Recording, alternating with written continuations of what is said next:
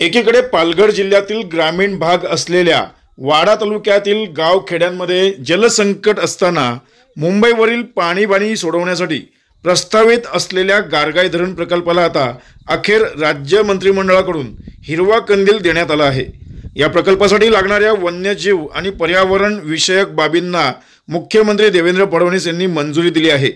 यामुळे येत्या काळात मुंबईकरांना अधिकचा पाणी पुरवठा होणार आहे।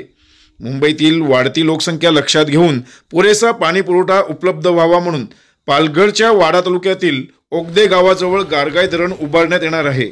तानसा अभयारण्य लगत असलेल्या धरणाची पाणी साठवणूक क्षमता 6 TMC इतकी असून या धरणातून मुंबईकरांना दररोज 440 MLD म्हणजेच आत्ता मिळणाऱ्या पाण्याच्या 11% अधिक पाणी मिळणार आहे। मुंबईला पाणी पुरवठा करणारं पालघर आणि ठाण्यातील 6वं तर BMCचं स्वतःचं 4थं धरण असेल।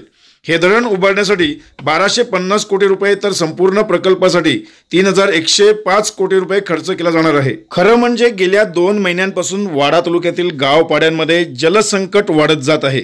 आधीच जलजीवन मिशन योजना अनेक ठिकाणी अपूर्ण व रखडली आहे।